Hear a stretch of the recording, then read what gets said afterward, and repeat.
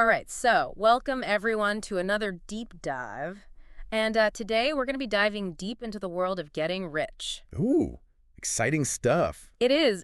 And we've got some pretty interesting sources to work with today. We've got some ideas from Robert Kiyosaki, Oh, yeah. the author of Rich Dad, Poor Dad, a Yep. very well-known book I'm sure a lot of our listeners are familiar with. Absolutely. But we also have some wisdom coming straight from his rich dad. Oh, very cool. So we'll see what he had to say as well. Plus, we've got an awesome story about someone who took Kiyosaki's advice and turned it into some serious success.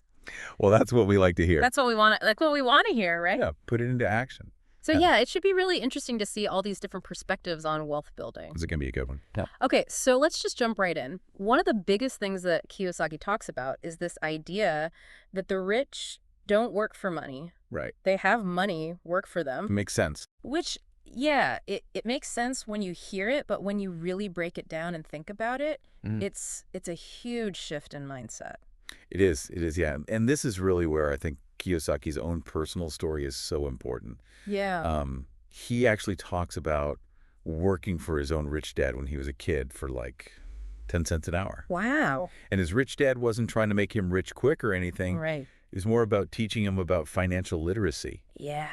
Making sure that he really understood how business works and the power of having your money work for you. Yeah, I remember when I first read that, I was like, wow, that's tough love. But now I totally get it. Like, it's all about building that foundation, Totally. of understanding how money works. Yeah, and speaking of that understanding, Kiyosaki's book, Rich Dad, Poor Dad, actually lays out 6 core lessons for building wealth. Okay, 6 lessons. Okay. And I think the first one, and you could argue it's the most important, is knowing the difference between assets and liabilities. Okay, so this is where it starts to get interesting. This is where it gets juicy. Because Kiyosaki, he really challenges a lot of, like, what we typically think about money. He does. He says that, like, the poor and middle class, they often acquire liabilities, but they think that they're assets. Right. So how is that even possible? Can you give us an example? Sure, yeah. Let's take a house, for example. Okay. Most people consider their house an asset. Right. Yeah, for sure. I mean, it's probably the biggest purchase most people will ever make. Right, exactly. But Kiyosaki says, if you have a mortgage on that house, Okay. if you're paying property taxes and you've got maintenance and all that, is that really putting money in your pocket? Right. Or is it taking money out? Oh, okay. Yeah, so it's still costing you money, Mm-hmm. even though you own it. Exactly. A true asset, according to Kiyosaki, is something that generates income. Okay. So like a rental property that brings in rent every month. Okay, I see what you're saying. That's an asset, So like a house can be an asset or a liability, depending on how it's set up. depending on how it's set up. Mm-hmm. Wow, that's a real mind shift. It is. I don't think a lot of people think about it that way. And that's why this concept is so important, I think. Yeah. It really makes you look at your finances differently. Oh, Like you have to make decisions that are going to help you build real wealth. right. And this is really the foundation of financial literacy, Yeah. which is something that Kiyosaki says is essential for anyone who wants to achieve financial freedom. Yeah, he really pushes that idea He does, yeah. that financial literacy is the key Uh-huh. to breaking free from the cycle of working for money. Absolutely. Yeah. He actually believes that most people struggle financially because they just don't have the knowledge to make smart decisions with their money. It's like if you're trying to navigate a city without a map, Oh, okay. you might get there eventually. Yeah. But it's going to be a lot harder, and you're probably going to make a few wrong turns along the way. That's a great analogy. Yeah. So like, what does that actually look like? What kind of knowledge should we be focusing on? Well, one of the big things Kiyosaki talks about is understanding financial statements. Okay. He says these statements are like the language of business. Okay. If you don't understand them, you're essentially trying to invest or manage your finances without knowing how to read the instructions. So it's not just about making money. Right. It's about understanding where your money is going. Exactly. And how to make it work harder for you. You got it. Okay. So that definitely makes sense. So that leads us to another really interesting concept from Kiyosaki. Okay. And it's the idea of minding your own business. Minding your own business. Okay. Minding your own business. What's that even mean? I mean, outside of like, not listening to my coworkers' conversations. Right. Yeah. It's a good question. Yeah. And it's one of those Kiyosaki things where it's kind of like, what does he actually mean? Yeah. He's not just talking about starting a side hustle Right. or, becoming an entrepreneur or whatever. Hmm. Although those things can be a part of it. Yeah. What he really means when he says minding your own business is building your asset column. So it's about creating a financial system where your money is working for you rather Yes. than you always working for the money. You got it. Yeah. You remember the story of Ray Kroc and McDonald's? Oh, yeah. Wasn't that the guy who turned it into this massive Huge. fast food empire? Yeah. He's a smart guy. Yeah.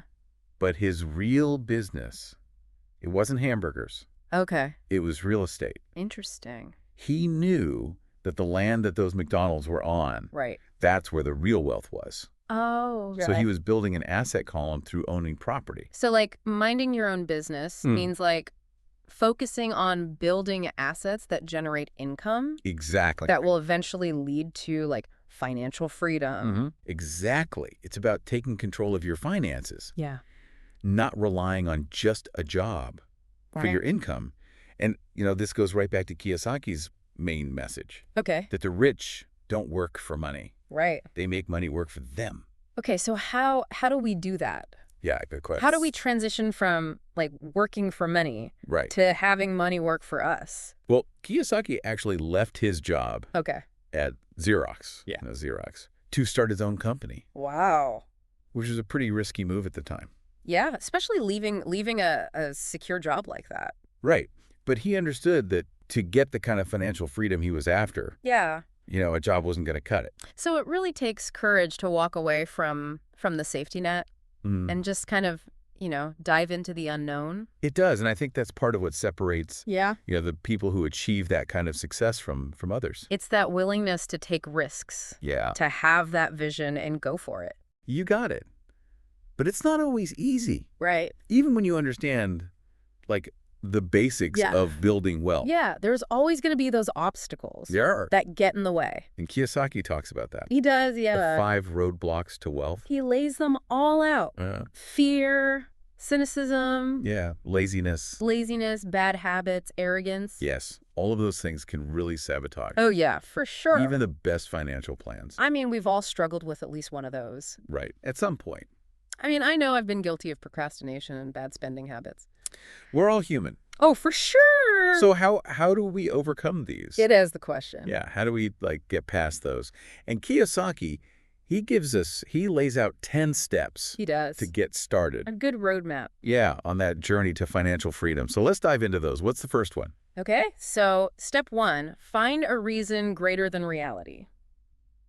Find a reason greater than reality. Yes. What does that even mean? What it means is you have to have a strong why. Okay, so your motivation. Why are you doing this? Yeah. What are your goals? Yeah, why do you want to achieve financial freedom? Exactly. When you have that really powerful reason Yeah. driving you, Yeah.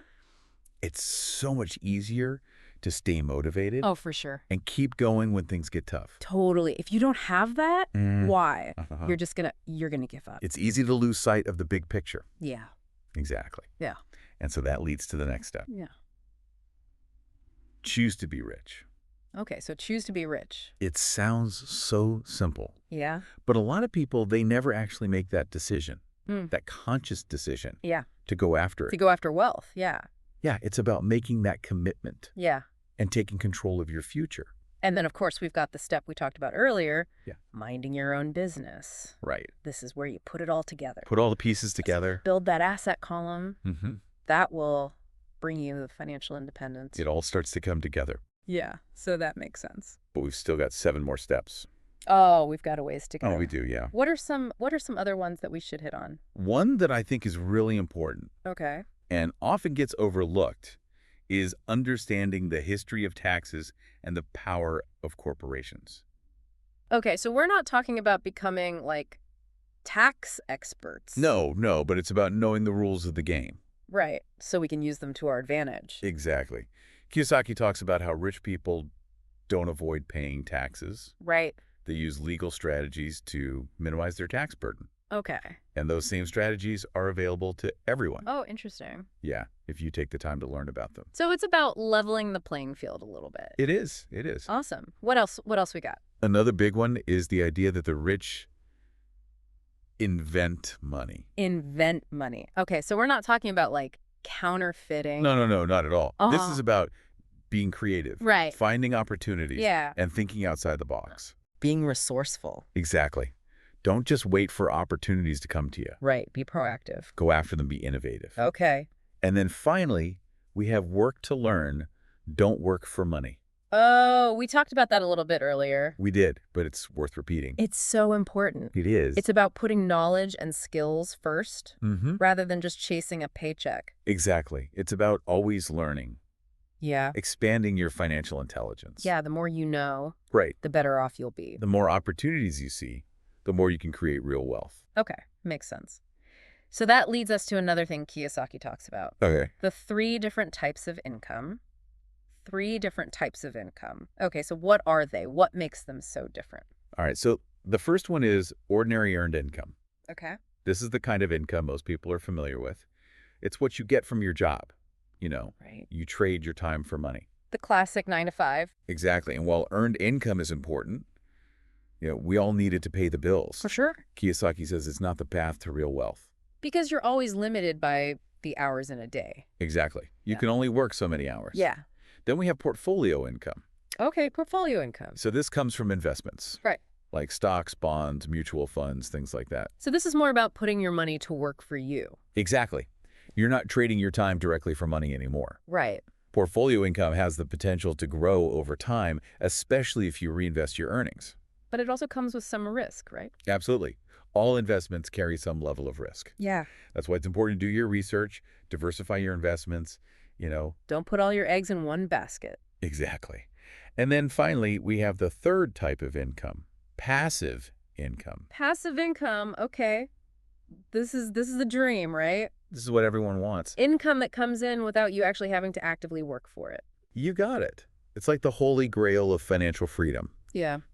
Building assets that generate income even while you sleep. So things like rental income or royalties from a book or something? Yeah, exactly. Huh? Or maybe you create an online course or build a website that generates ad revenue. There's Yeah. so many possibilities. The key is that you're not trading your time for money. Right. The income comes in whether you're working or not. That sounds pretty amazing. It is. Yeah. And that's really what Kiyosaki is all about.